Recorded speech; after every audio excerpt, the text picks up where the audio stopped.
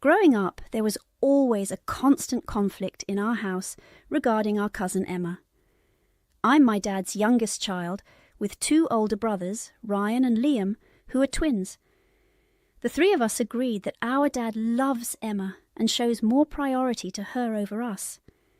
This might sound childish to complain, but imagine spending your whole life being overshadowed and compared to your cousin, who isn't all that impressive to begin with. Emma, my cousin, is 1 year younger than me and the only child of my uncle and aunt. Naturally, they adore her and shower her with affection, which is completely understandable. What really bothers us, though, is how much our dad dotes on Emma. It feels like he loves her more than us, always buying her everything she wants and giving her more attention than he gives us. This favoritism has always been a sore spot for my brothers and me, making us feel overlooked and undervalued since we were young. Emma and I started attending school in the same year, even though we were a year apart, as both our dad and uncle wanted us to grow up together. They would push us to spend time with each other all the time. Every day my dad would make me wake up way early in the morning to get ready. He would then drive us to my uncle's house just to pick up Emma before dropping us both off at school. I never understood why she couldn't just take the bus like every other kid. If my dad only had to drop me off, I wouldn't have to wake up so early. Whenever I questioned my dad about it, he would tell me to stop being selfish and to treat Emma like my own sister, which left me feeling even more frustrated and confused, as if my feelings didn't matter. At school, Emma would constantly bug me to play with her or spend time with her. Unlike me, she was an introverted kid who didn't have many friends. I, on the other hand, had friends and liked spending time with them, which made Emma unhappy. Every day after school, when my dad came to pick us up, she would complain to him if I didn't spend time with her during lunch. Dad would then scold me for not including my little sister, while I would just roll my eyes and ignore him. It really bugged me how much he showed favoritism towards her over his own children. If you're wondering whether my uncle and aunt saw any problem with this, they didn't. My dad and uncle have always been very close, being only a year and a half apart. They grew up together, with my uncle teaching my dad how to ride a bike, shave his mustache, and change the oil in the car. Their own dad wasn't really present, so my uncle and dad essentially supported one another and always had each other's backs. This is why they always pushed for both of our families to be together all the time. In the beginning, my older brothers told me that Mum never enjoyed spending a lot of time with my uncle and aunt, but she had no choice since they would visit our place frequently. Whenever she tried to discuss it with Dad, he would dismiss her feelings, saying that family is meant to be close and that he enjoyed spending time with his brother. While my mother didn't mind if Dad spent time with his brother, she felt obligated to socialize because my aunt came along as well. Sometimes people just don't click, which is why my mother didn't enjoy spending time with my aunt. Every day she found her to be very talkative, overly familiar, and flirtatious with men. This was understandable, as my aunt and uncle at that time had an open marriage, which meant that they could freely flirt and sleep with whoever they wanted. My aunt would frequently share details with my mother about the various men she had flings with, which made my mother uncomfortable, since she did not believe in that sort of marriage. She also felt it was inappropriate to have such conversations in a household with children.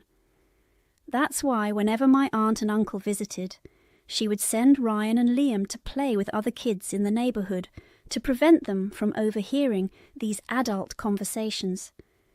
My dad, on the other hand, never really had any issue with my uncle and aunt's marriage and would laugh hearing their adventurous stories.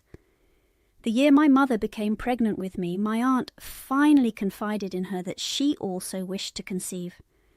However, she and my uncle had been grappling with fertility issues ever since they got married. Upon hearing from the doctor that they might never have a child, My aunt and uncle were deeply saddened and often argued.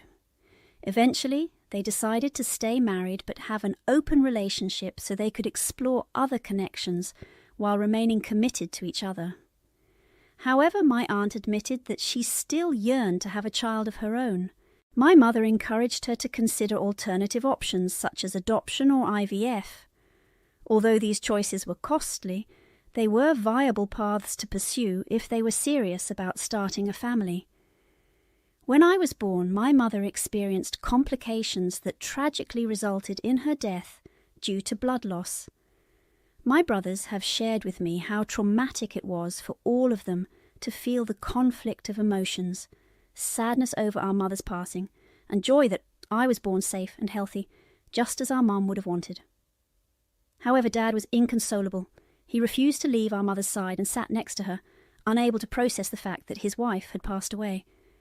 I can't begin to imagine how much it hurt him, but he has never shown any resentment towards me or blamed me in any way, even though I wouldn't blame him if he did. I wish my mother were alive, as I miss her all the time, even though I never got to meet her. My brothers have so many stories about her, while I only know her through pictures. The first year after I was born, my dad and brothers faced challenges in taking care of me since they were not accustomed to caring for a girl. Despite this, my dad took charge and my brothers followed his lead. These three men have always been there for me unconditionally. I can't recall a single day when my brothers fought with me. They would take me with them everywhere, and I was like their little sidekick. Even when they played video games, they let me sit right by their side so I could watch in awe. They never argued with me over food and always let me have the biggest slice of pizza if I wanted it. I've always had priority when it comes to using the bathroom because they understand that some days of the month I might need it more than they do. I know brothers can be mean and annoying at times, but mine are complete sweethearts. They treat me like a princess. While I've heard many stories from my friends about how siblings fight with each other, I haven't experienced that because both of my brothers are calm and level-headed. The most we've ever disagreed about was a movie, and even that got resolved quickly with a simple vote. Our bond has always been harmonious, and I feel lucky to have such caring brothers. After my mother passed away, my uncle and aunt were always there for us. Thankfully, my aunt got pregnant just a year after I was born. The news of her pregnancy was a source of joy for everyone in our family because they were aware of the long struggle and effort my aunt and uncle had put into trying to conceive a child. When Emma was born, she and I spent a lot of time together, since we were only a year apart, and both my dad and uncle wanted us to bond from an early age.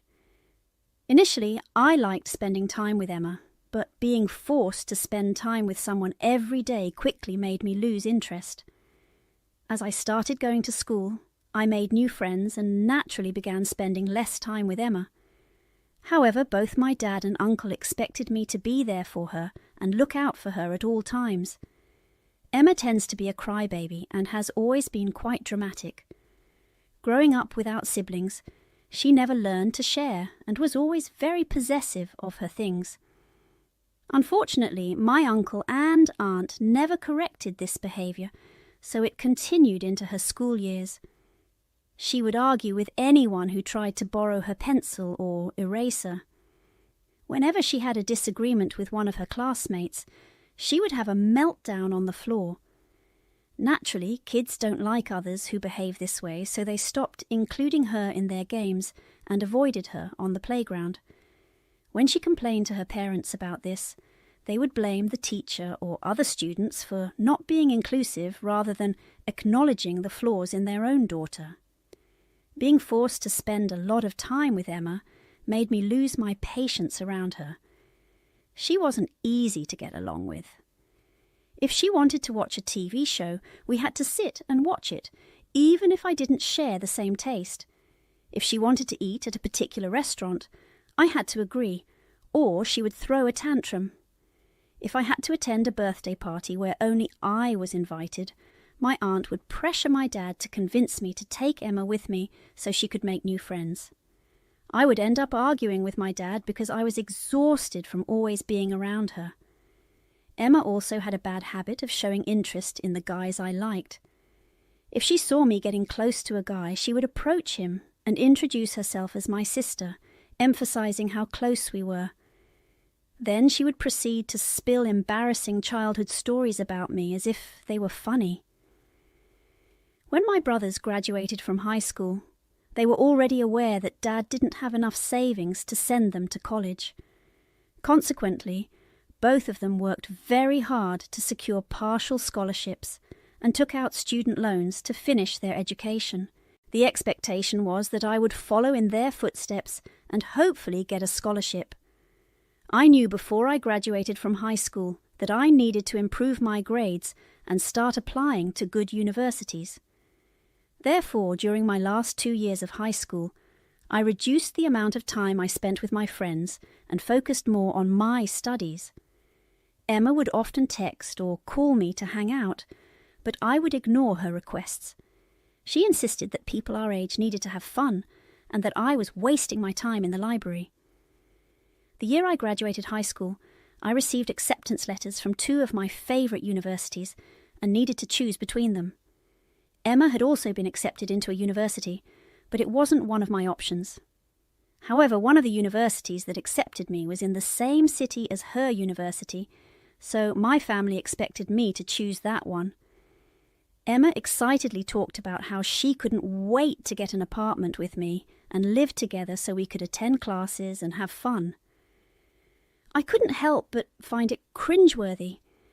I liked my cousin, but I didn't want to spend my entire college life stuck with her.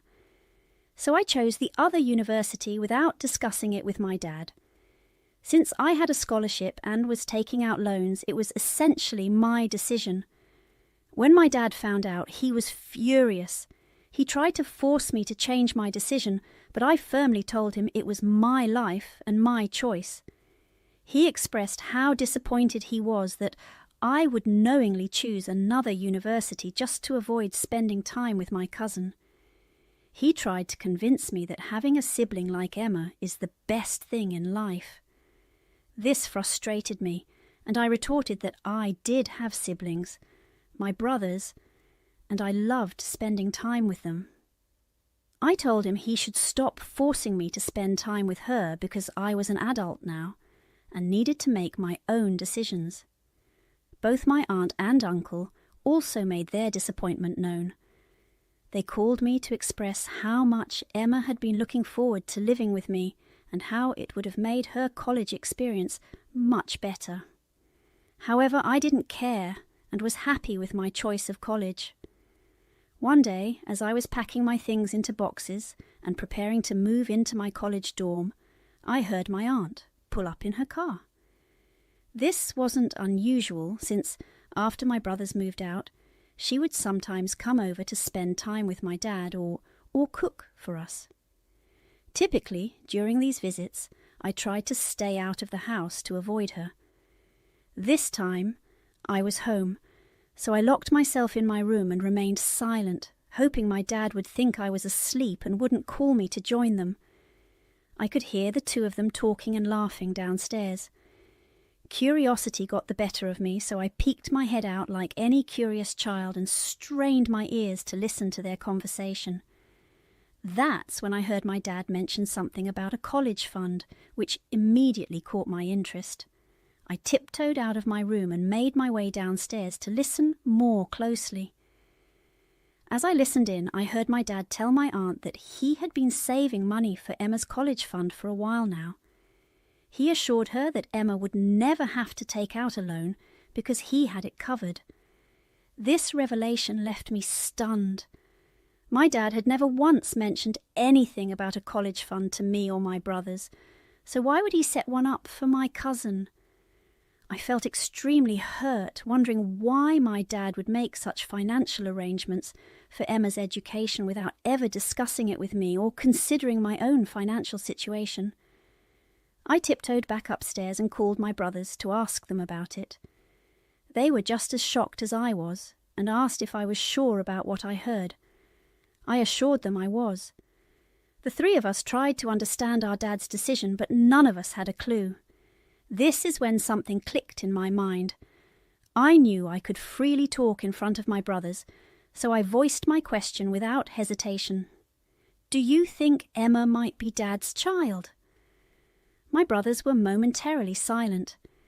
Then Liam spoke first, initially dismissing the idea as impossible, but Ryan remained silent. When Liam prodded him for his thoughts, Ryan admitted to having had similar suspicions in the past. There was no other explanation for why our dad would be so unusually close to his brother's daughter. Ryan pointed out the physical similarities between Emma and us, like our dark brown hair inherited from our dad, which was unlike our uncle's blonde hair. Now, I know that such resemblances could be purely genetic, but there was something about our dad's behaviour towards Emma that had always seemed perplexing. I made up my mind and informed my brothers that I would find out the truth. They asked me how. I told them that I planned to secretly obtain a sample of Emma's hair and get a DNA test done. We needed to get to the bottom of this mystery. If she was not Dad's child, then great. We would have nothing to worry about. However, if she was, then we needed to know the truth. Ryan and Liam reluctantly agreed, urging me to be careful so no one else would find out about our plan. That week, I asked Emma to hang out with me and discreetly obtained some strands of hair that had fallen on her coat. I felt guilty keeping it in my pocket, as if I was doing something illegal. However, the need to uncover the truth outweighed my unease. The anticipation during the week leading up to the DNA test results was nerve-wracking. I kept hoping and praying that I was wrong about my suspicions, because I didn't know how I would handle it if Emma turned out to be my sister. The day finally arrived when I received the DNA test results, and to my shock, they confirmed that Emma was indeed my sister, as we shared the same biological parent. It felt like the ground had shifted beneath my feet as I read the results.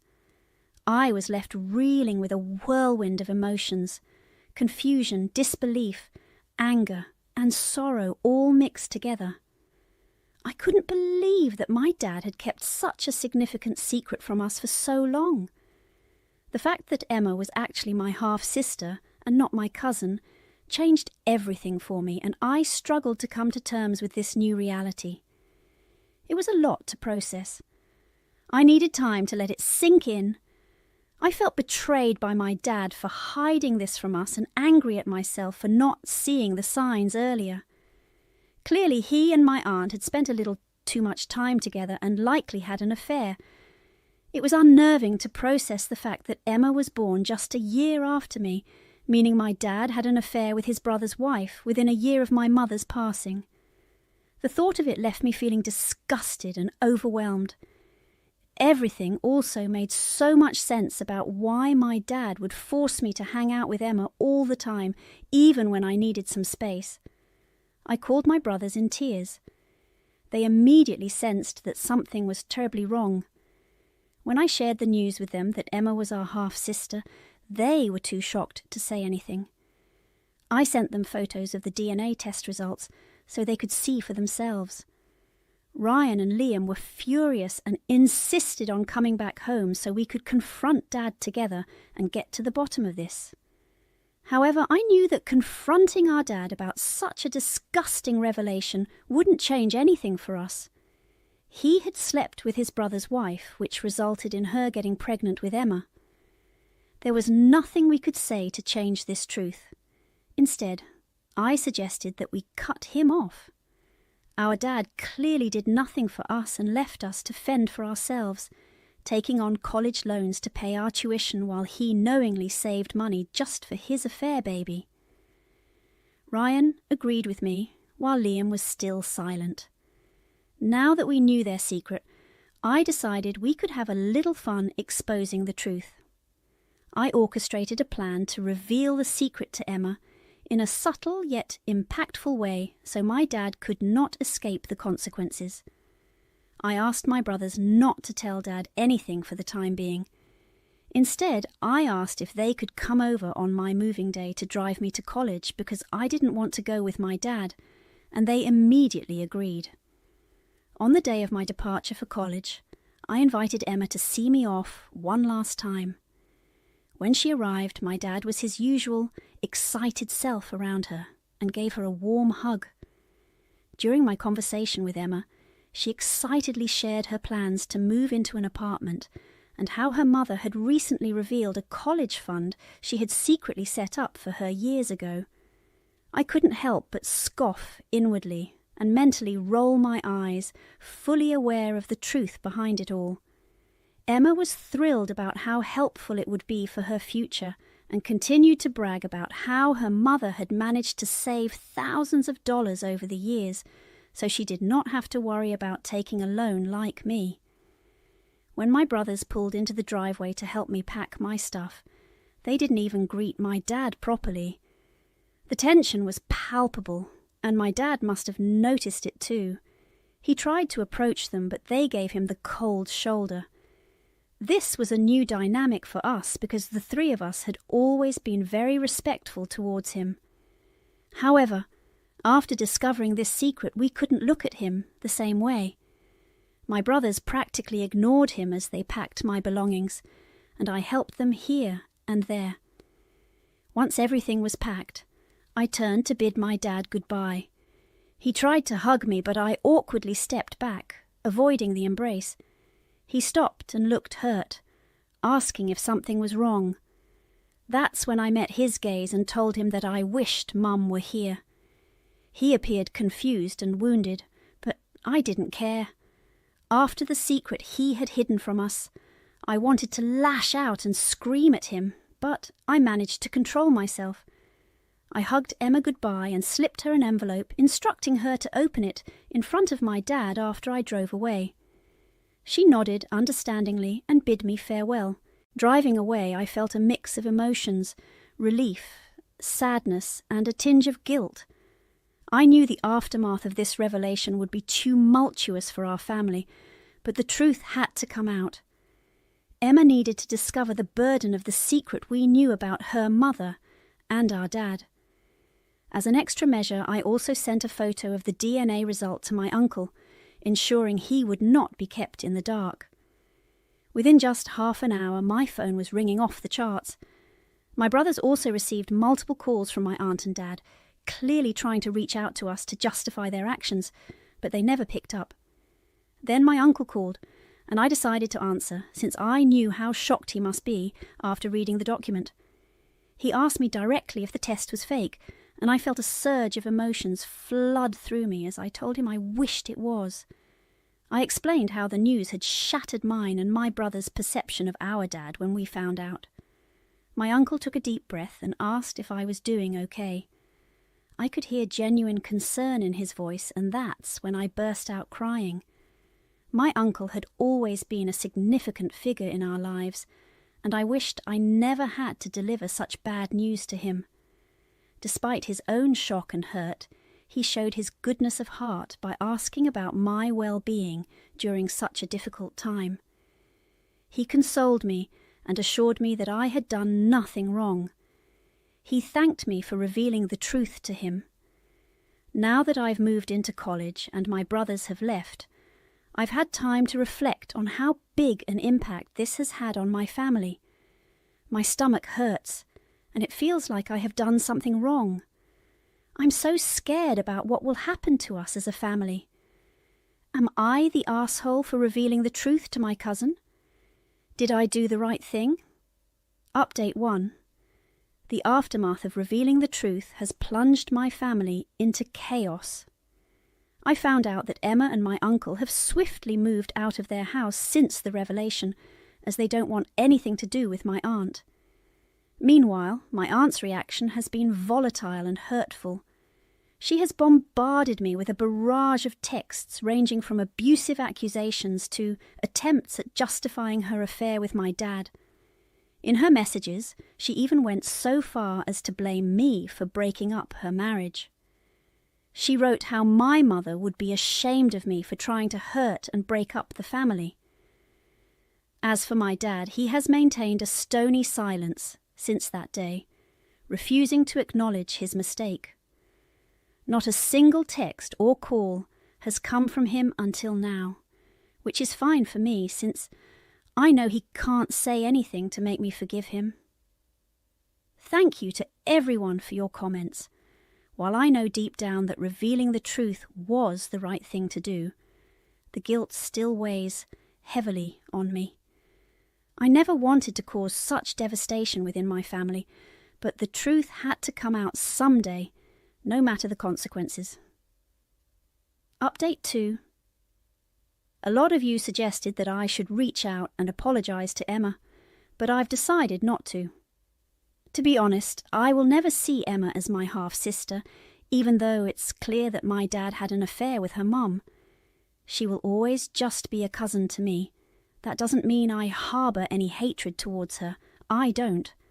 I was just always forced to take care of her or play with her, which might have built up some resentment. But I genuinely hope she finds happiness and heals from all of this. Some of you have mixed opinions about why I cut my dad off and want me to hear his side of the story. Why would I even do that? Imagine if your parents slept with their sibling's spouse and had a child, keeping it a secret for years and forcing you to be friends with your cousin, just so they could spend time with this child without anyone finding out. Would you be okay with that? Because I can't. I've thought about this long and hard, and I can't accept such a betrayal and deceit. Third update. I wanted to give an update on what has happened to my family. My uncle and Emma came to visit me at college, and I was quite nervous about meeting them. However, as soon as my uncle saw me, he warmly hugged me, which eased some of my tension. When Emma and I greeted each other politely, there was a bit of awkwardness in the air. As we sat down to talk, my uncle informed me that he had cut off all contact with my dad since that day. It was sad to hear, but not unexpected given the affair my dad had with his wife. The conversation was heavy, but there was also a sense of closure in knowing that my uncle had made a decision for his own well-being. My uncle then went on to tell me how he was going to divorce my aunt, and asked if she had reached out to me. I showed him some of the messages she had been sending, which infuriated him. He took photos of those messages and assured me that he and his divorce lawyer would take care of it. I was surprised that he had already hired a divorce lawyer, but he explained that he couldn't stay with her anymore after the way she had betrayed him. I nodded, understanding his sentiments. Emma then asked how I was doing in college, and I told her I was doing fine. She asked if I knew that the college fund her mother mentioned had actually been set up by my dad. I nodded and explained that I had overheard the conversation the evening her mother came over alone to talk to my dad, which had raised my suspicions. Emma then told me she had returned the entire fund to my dad and asked him never to contact her again. She found their affair extremely creepy and couldn't accept anyone else as her father. I assured Emma that she did the right thing, especially since my dad hadn't acknowledged or accepted his mistake until now. My uncle grimaced, still clearly angry, and told me how the night he found out everything, he had driven to my dad's place, ready to punch him. However, Emma stopped him, and because he loved her so much, he held back. Otherwise, he said, my dad would be 6 feet under. I understood how frustrating it must have been for him to have raised his little girl for so long, only to find out she wasn't biologically his. What my father had done was the highest level of betrayal between siblings. After my conversation with Emma and my uncle, I feel much better about my decision to cut off my dad. As for my brothers and me, we are doing just fine. The 3 of us are family, and we will always have each other's backs. I talk to them regularly, and we are planning on getting jobs in the same city in the future, so we